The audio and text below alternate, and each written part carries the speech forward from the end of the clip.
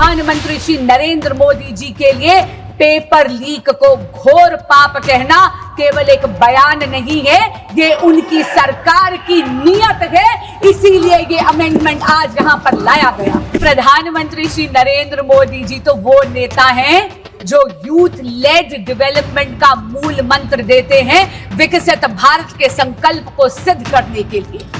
UPA का मंत्र है delay, deflect and deny. Modi का मंत्र है डिटेक्ट, decide and deliver. मैं the public unfair means amendment bill 2026 के सपोर्ट में खड़ी हुई हूं। अध्यक्ष जी, ये एक ट्रांसफॉर्मेटिव अमेंडमेंट है। इसकी न केवल आवश्यकता है बल्कि ये आज के समय की मांग भी है। और इस अमेंडमेंट को लाना आदरणीय प्रधानमंत्री श्री नरेंद्र मोदी जी की संवेदनशीलता और उनकी जिम्मेदाराना सरकार का प्रमाण है। अध्यक्ष जी, जब एक कंपेटिटिव एग्जामिनेशन कॉम्प्रोमाइज होता है तो उसका असर केवल उस कैंडिडेट पे नहीं होता जिसका भाग्य दांव पर लग जाता है। इसका असर तो उस उनींदी मां पर भी होता है जो सुबह 4 बजे गर्म दूध और भीगे हुए बादाम अपने बच्चे को खिलाती है। उसका असर उस पिता पर भी होता है जो अपनी इच्छाओं का त्याग कर कर उस बच्चे की फीस भरता है। स्वयं प्रधानमंत्री श्री नरेंद्र मोदी जी ने कहा है कि पेपर लीक एक घोर अपराध है। और इसीलिए मैं यहां कहना चाहूंगी और इस सदन को आश्वासन देना चाहूंगी कि आदरणीय प्रधानमंत्री श्री नरेंद्र मोदी जी के लिए पेपर लीक को घोर पाप कहना केवल एक बयान नहीं है, ये उनकी सरकार की नीयत है। इसीलिए ये अमेंडमेंट आज यहां पर लाया गया। Speaker sir, a law is a living instrument. It needs to evolve with the challenges that it faces. And in a democracy as complex as ours, in a democracy as large as ours, an examination is definitely the truest, most meritocratic ritual. Because this is one ritual where under the same clock, the son of a laborer and the daughter of a CEO sit down, answer the same set of questions and get judged by the same yardstick. When such a ritual, such an examination is compromised, what gets diluted is a very holy covenant. A covenant that binds the most striving children of India. A quiet promise that in India, effort and merit alone shall prevail. अध्यक्ष जी, आज परीक्षा mafia संगठित हो गया है। Cross state criminal network बन गया है। और ये बिल, ये जो संशोधन आज लाया गया है, ये ज्यूरिसडिक्शन की उलझन को सुलझाता है, उसको समाप्त ही कर देता है। क्योंकि इस बिल में यह प्रावधान है कि केंद्र सरकार एक स्पेशल टास्क फोर्स का गठन कर सकती है इन्वेस्टिगेशन के लिए।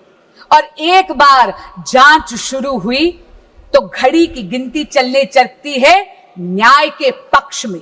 क्यों?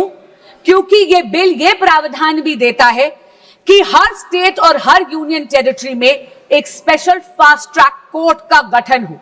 यही नहीं, इन्वेस्टिगेशन एजेंसीज को ये बिल ये कहता है कि आपको मात्र 2 महीने के अंदर अंदर पूरी की पूरी प्रक्रिया समाप्त करनी है। और जो फास्ट ट्रैक कोर्ट है उसको पूरा का पूरा ट्रायल 3 महीने के भीतर भीतर खत्म कर कर अपना फैसला देना है। डे टू डे ट्रायल के साथ साथ यह भी प्रावधान इस संशोधन में दिया गया है कि स्पेशल पब्लिक प्रोसिक्यूटर्स अपॉइंट करे जाएंगे। उनका एकमात्र काम होगा केवल और केवल इस प्रकार के मुकदमों की पैरवी करना और किसी भी प्रकार की अननेसेसरी एडजर्नमेंट कोर्ट नहीं देगा। अगर किसी भी प्रकार की एडजर्नमेंट कोई भी पक्ष अगर लेगा तो उसके रीजंस जज राइटिंग में नोट कर कर देगा। और अगर किसी मुजरिम को यह लगता है कि अरे अपील कर कर वहां पर अपील का टाइम लंबा खींच लूंगा, तो अध्यक्ष जी मैं ये कहना चाहूंगी कि उसका भी ये उम्मीद पूरी तरह समाप्त करता है ये संशोधन, क्योंकि ये संशोधन ये कहता है कि appeal directly division bench of high court को जाएगी, यानी कि जहां पर 2 जजेस न्यायपीठ पर बैठे हुए हैं, और अपील भी मात्र 3 महीने के अंदर अंदर समाप्त कर कर उसका फैसला सुनाया जाएगा। अध्यक्ष जी, मैं स्वयं एक वकील हूं। हमें हमेशा एक लीगल मैक्सिम सिखाया गया, justice delayed is justice denied. ये यही आत्मा बन गया है इस संशोधन का, और इसके लिए मैं आदरणीय प्रधानमंत्री श्री नरेंद्र मोदी और एनडीए की सरकार को बधाई देती हूं। स्पीड के साथ साथ ये संशोधन सजा को भी और कठोर करता है। आप ये देखिए कि अगर साधारण अपराधी है तो उसको 10 लाख नहीं 50 लाख का जुर्माना देना पड़ेगा अब, और उसकी सजा भी 3 से 5 वर्ष की बजाय 5 से 10 साल तक बढ़ा दी गई है। अगर कोई सर्विस प्रोवाइडर इसमें जुर्म करता है तो उसका जुर्माना बढ़ाकर 5 करोड़ रुपए कर दिया गया है, और 8 साल के लिए उसको डीबार कर दिया जाएगा। और यही नहीं, अगर कोई क्रिमिनल ऑर्गेनाइजेशन इसमें है, कोई संगठित अपराध इसमें अगर पाया जाता है, तो मिनिमम फाइन 10 करोड़ रुपए कर दिया गया है, और जेल का टर्म 7 से 10 वर्ष कर दिया गया है। And therefore, Speaker Sir, this amendment protects merit, it preserves fairness and safeguards the dreams of India's youth. It provides for expeditious investigation. It provides for time-bound trial procedures while reinforcing institutional accountability across the entire examination ecosystem. This amendment is the product of a responsive governance by a responsible Modi government. But Speaker Sir, this reform is not in isolation. अध्यक्ष जी, प्रधानमंत्री श्री नरेंद्र मोदी जी तो वो नेता हैं जो youth lead development का मूल मंत्र देते हैं विकसित भारत के संकल्प को सिद्ध करने के लिए, और इसीलिए परीक्षा में चर्चा कर कर उन्होंने अपने व्यक्तिगत समय का निवेश करा है इस देश के युवाओं में। उन्होंने तो ये सुनिश्चित करा है कि हमारे देश का बच्चा एग्जाम वॉरियर से एग्जाम वॉरियर बन जाए। पिछले 12 वर्षों में शिक्षा के क्षेत्र में मोदी सरकार के अथक प्रयासों से रिफॉर्म एक्सप्रेस चल रही है। आप देखिए 12 सालों में अध्यक्ष जी, medical colleges and medical seats have doubled, दुगनी हो गई है उनकी संख्या। यही नहीं, आईआईटीज अब 16 के बजाय बढ़कर 23 हो गई हैं। IIMs 13 से बढ़कर 21 हो गई हैं। Functioning AIIMS, all India institute of medical sciences अब 7 नहीं, मोदी सरकार के कार्यकाल में 7 से बढ़कर 20 हो गई हैं।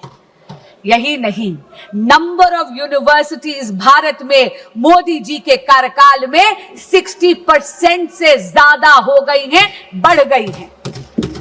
As far as higher education enrollment statistics are concerned, अध्यक्ष जी, 91 लाख एडिशनल स्टूडेंट्स अब हायर एजुकेशन के इंस्टीट्यूट्स में एनरोल करते हैं, जिसमें से 50 लाख महिला स्टूडेंट्स है, फीमेल स्टूडेंट्स है। और हाँ, एससी स्टूडेंट्स की एनरोलमेंट तो 44% हो गई है। एसटी स्टूडेंट्स की संख्या बढ़कर 65% हो गई है। अध्यक्ष जी, ये विस्तार केवल अफसरों का विस्तार नहीं है, ये सामाजिक न्याय का विस्तार है। लेकिन मोदी सरकार ने रिफॉर्म्स को केवल इंस्टीट्यूशंस तक सीमित नहीं रखा, डिजिटाइज कर कर यह सुनिश्चित कर दिया कि दीक्षा के माध्यम से एजुकेशन हर बच्चे के मोबाइल फोन तक पहुंच जाए। ईट पाठशाला के माध्यम से पूरी की पूरी लाइब्रेरी अब बच्चों की हथेली में है। CUET जैसा एडमिशन प्रोसेस के लिए एग्जामिनेशन लाकर एडमिशन प्रोसेस को और ज्यादा पारदर्शी यानी ट्रांसपेरेंट बना दिया, और NEP 2020 में भारत की एजुकेशन सिस्टम को रिजिड स्ट्रीम से मुक्त कर दिया गया है। यदि कोई स्टूडेंट बायोलॉजी के साथ साथ म्यूजिक पढ़ना चाहता है तो उसको अब अपनी प्रतिभा में किसी एक सब्जेक्ट का चयन करने की जरूरत नहीं है, क्योंकि नरेंद्र मोदी जी ने यह सुनिश्चित कर दिया है कि प्रतिभा ना परिस्थितियों की अधीन होनी चाहिए और ना ही एजुकेशन स्ट्रीम्स की मोहताज। अध्यक्ष जी, जब अफसरों का विस्तार होता है तो उसके साथ साथ उन अफसरों की निष्पक्षता भी सुनिश्चित करनी अनिवार्य है। ये अमेंडमेंट बिल 2026 का यही सुनिश्चित करता है। अध्यक्ष जी, इस सदन में पिछले 2 वर्षों से मैंने देखा है कि बहस तथ्यों पर होनी चाहिए, बहस नैरेटिव पे नहीं होनी चाहिए, बहस प्रमाणों पर होनी चाहिए, बहस पूर्वाग्रह पर नहीं होनी चाहिए। इसीलिए मैं ये जरूर कहना चाहूंगी आपके माध्यम से विपक्ष के साथियों को, सबसे पहली बात तो बेल सरकार नहीं, इस देश का कोर्ट देता है और लोकतंत्र में judiciary is independent of the executive and the legislature. दूसरी बात मैं ये कहना चाहूंगी, कांग्रेस के साथी और विपक्ष के कुछ साथी एक नैरेटिव बिल्ड करने की कोशिश कर रहे हैं, जैसे कि पेपर लीक की समस्या, एग्जाम कॉम्प्रोमाइजिंग की समस्या केवल और केवल 2014 के बाद पैदा हुई है। अध्यक्ष जी, मीडिया की रिपोर्टों का अगर हम सच माने तो विपक्षी दलों के जहां जहां पर शासित राज्य हैं और पिछले जब एक दशक था, जब 2014 से पहले कांग्रेस लेड यूपीए सरकार था, तब एक नहीं, 2 नहीं, बल्कि टोटल 22 बार पेपर लीक होकर कैंसिल करने पड़े। उनमें से कांग्रेस लेड यूपीए सरकार के अधिकार क्षेत्र में आने वाले 6 ऐसे एग्जामिनेशंस हैं जो सीधा केंद्र सरकार के नीचे आते थे।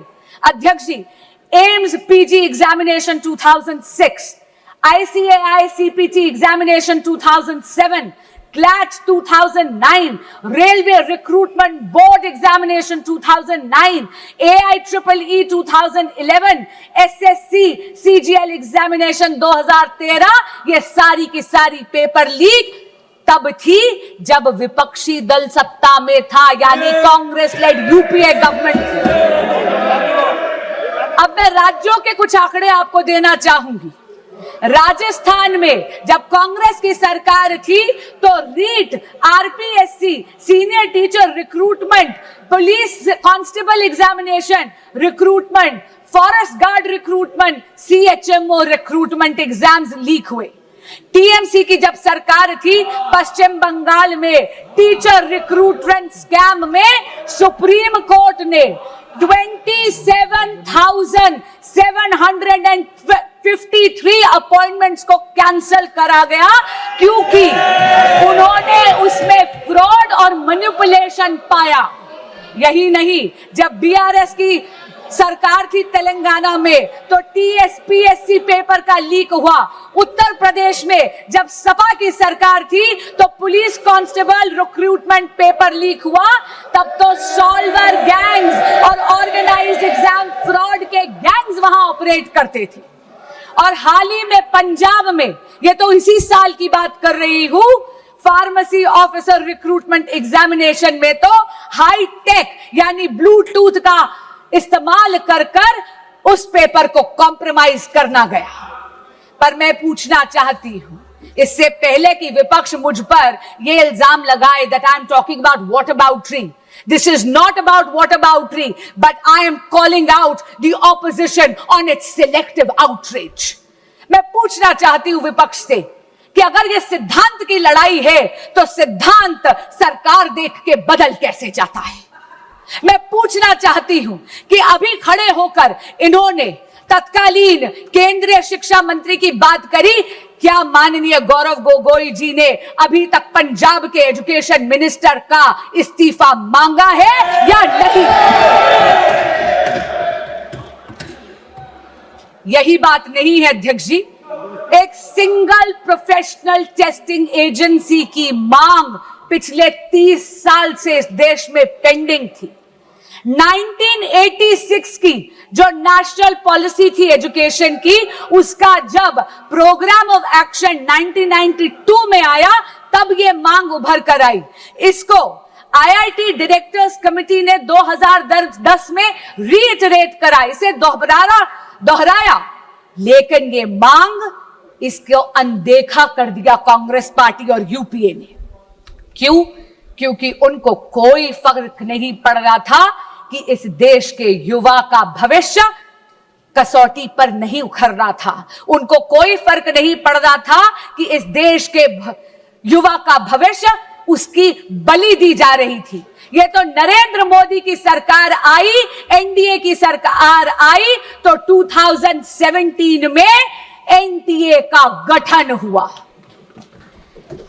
अध्यक्ष जी, जहां पर कांग्रेस शासित यूपीए ने पॉलिसी वैक्यूम करा, वहीं पर अगर मैं जेनजी की भाषा को बोरो करूं, then I will have to say Modi ji clocked it and provided a legislative solution. But while Narendra Modi provided an anti-paper leak law, a very robust law, which today is being even more formidable, all that the opposition did was chase political opportunism. अध्यक्ष जी, फर्क साफ है। फर्क केवल सरकार का नहीं, फर्क सोच का भी है। यूपीए का मंत्र है delay, deflect and deny. Modi का मंत्र है डिटेक्ट, डिसाइड एंड डिलीवर।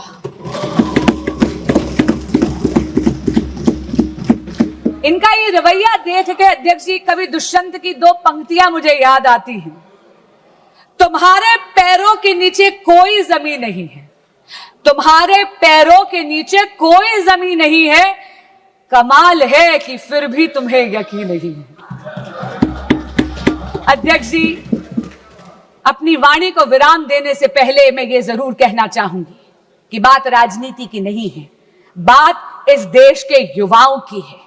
और इस देश के युवाओं का भविष्य किसी भी राजनीतिक विचारधारा या दल की डिफरेंसेस से ऊपर है। और इसीलिए मैं यहां से, इस सदन के पटल से, हर प्रकार के एग्जामिनेशन माफिया को चेताना चाहूंगी कि आप इस सदन के संकल्प से बड़े नहीं हैं। और आज आपके माध्यम से अपील करना चाहूंगी विपक्ष के साथियों से और सदन के एक एक सदस्य से कि सर्वसम्मति से आज इस संशोधन को पारित करिए। अब ना कोई पेपर बिकेगा, ना किसी का सपना झुकेगा। जो युवाओं के भविष्य को लूटेगा वो सलाखों के पीछे रहेगा। जय जगन्नाथ। बहुत बहुत धन्यवाद।